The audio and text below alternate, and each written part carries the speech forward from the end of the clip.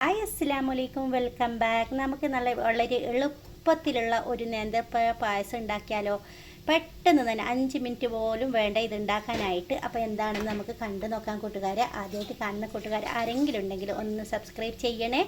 എന്നാൽ ശരി, നമുക്ക് വീഡിയോ എന്താണെന്ന് കണ്ടു നോക്കാം.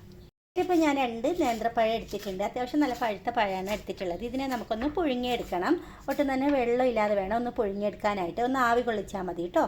അങ്ങനെ ഞാനിപ്പോൾ ആവി കൊള്ളിച്ചിട്ട് വരാം. ഞാൻ പുഴുങ്ങി വന്നിട്ടുണ്ട്. ഞാനിത് ഓവനിലാണ് വെച്ചിട്ടുണ്ടായിരുന്നുള്ളത്. ഹൈ മോഡിലിട്ടിട്ട് ഒരു 3 മിനിറ്റ് അത്ര വെച്ച് കൊടുക്കുമ്പോൾ നല്ല പഴുത്ത പഴയതിൻ്റെ പേരിൽ പെട്ടെന്ന് തന്നെ വെന്ത് കിട്ടിയിട്ടുണ്ട്. ഇനി നമുക്ക് ഇതിൻ്റെ അകത്തുണ്ടാകുന്ന ഒരു കറുത്ത തരി ഉണ്ടാവില്ല, അതൊന്ന് മാറ്റി കൊടുക്കണം. ഒരു സ്പൂൺ വെച്ചിട്ടോ ഒരു കത്തി വെച്ചിട്ടോ അതൊന്ന് മാറ്റിയെടുത്താൽ മതി. എന്നിട്ട് നമുക്ക് നല്ലോണം ഇതൊന്ന് ഉടച്ചെടുക്കണം.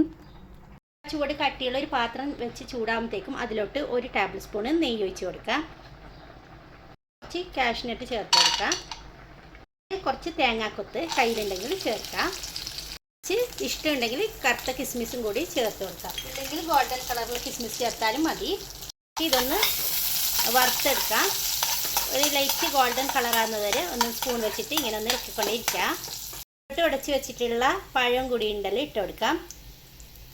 നല്ലവണ്ണം പെട്ടെന്ന് തന്നെ ഒന്ന് മിക്സാക്കി കൊടുക്കുക. ഈ സമയം തീ ഒന്ന് കുറച്ച് കൊടുക്കണേ, ഇല്ലെങ്കിൽ കാശൊക്കെ കരിഞ്ഞു പോവും. നെയ്യിൽ കിടന്നിട്ട് ഈ പഴം നല്ലോണം ഒന്ന് മൂത്ത് കിട്ടണം. അതുവരെ ഇടയ്ക്കിടയ്ക്ക് ഇങ്ങനെ ഒന്ന് ഇളക്കിക്കൊണ്ടേ ഇരിക്കുക കേട്ടോ. അപ്പോൾ ഈ പഴത്തിൻ്റെ കളർ ഒന്ന് ചേഞ്ചായി തുടങ്ങും. അതുവരെ നമുക്കങ്ങനെ ചെയ്യാം. പഴത്തിൻ്റെ നിറമൊക്കെ ഒന്ന് മാറി വരുന്നുണ്ട്. ഇനി നമുക്ക് ഇതിലോട്ട് 1/2 കപ്പ് ശർക്കരയുടെ പൊടിയാണ് ഞാൻ ചേർക്കുന്നത്. നിങ്ങളുടെ കയ്യിൽ പൊടി ഇല്ലെങ്കിൽ ഒരച്ച് ശർക്കര ഒരു 1/4 കപ്പ് വെള്ളത്തിൽ ഉരുക്കിയിട്ട് ഒന്ന് അരിച്ചിട്ട് ചേർത്ത് കൊടുത്താൽ മതി. ഇപ്പം ഞാൻ പൊടിയാതിൻ്റെ പേര് ഡയറക്റ്റ് അങ്ങനെ തന്നെ ഇട്ട് കൊടുക്കുകയാണ് ചെയ്യുന്നുള്ളത്. ഇനി നമുക്ക് ഈ ശർക്കര ഒന്ന് അലിഞ്ഞ് കിട്ടാൻ വേണ്ടിയിട്ട് ഒരു 1/4 കപ്പ് വെള്ളവും കൂടി ചേർക്കാം. ഇത്രയും മതി. എന്നിട്ട് ഈ ശർക്കര അലിഞ്ഞിട്ട് ഈ പഴത്തിലൊക്കെ ഒന്ന് ലയിച്ച് ചേരണം. അതുവരെ ഒന്ന് ഇടയ്ക്കിടയ്ക്ക് ഒന്ന് ഇളക്കി കൊടുക്കുക. നല്ല ടേസ്റ്റുള്ള ഒരു നേന്ത്രപ്പഴ പായസമാണ്. തീർച്ചയായും നിങ്ങൾ ട്രൈ ചെയ്ത് നോക്കണം.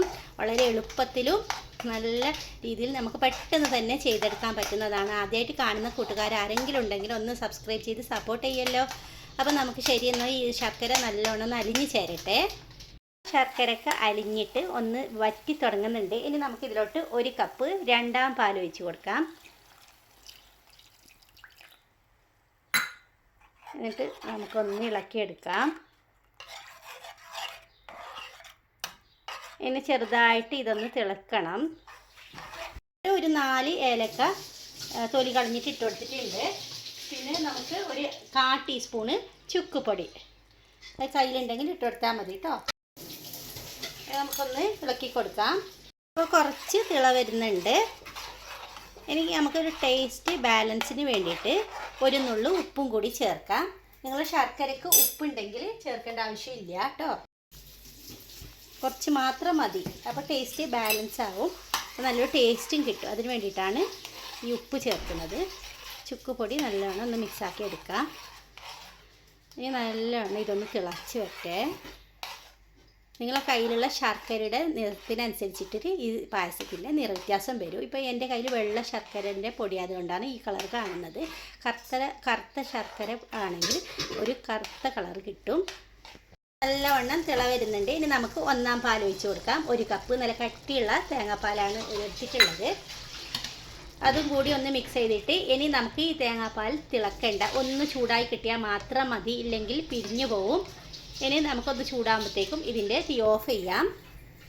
ഞാൻ മറ്റൊരു പാത്രത്തിലോട്ട് മാറ്റിയിട്ടുണ്ട്. ഇനി ഇരിക്കും തോറും ഇത് നല്ല കട്ടിയായിട്ട് തിക്കായിട്ട് കിട്ടും. അപ്പോൾ നമുക്ക് ചൂടോടെ വേണമെങ്കിൽ ഇങ്ങനെ കഴിക്കാം, ഇല്ലെങ്കിൽ കുറച്ച് തണുത്തിട്ട് കഴിക്കുന്നുണ്ടെങ്കിലും അങ്ങനെയും കഴിക്കാം. നല്ല ടേസ്റ്റാണ്. തീർച്ചയായും നിങ്ങൾ ഇതൊന്ന് ട്രൈ ചെയ്ത് നോക്കണം. വളരെ എളുപ്പത്തിലാണ് ഞാൻ റെഡിയാക്കിയിട്ടുള്ളത്. അപ്പോൾ വീഡിയോ ഇഷ്ടമായാലും ലൈക്ക് തരാനും അതേപോലെ ഒന്ന് ഷെയർ ചെയ്ത് കൊടുക്കാനൊന്നും മറക്കരുത് കൂട്ടുകാരെ.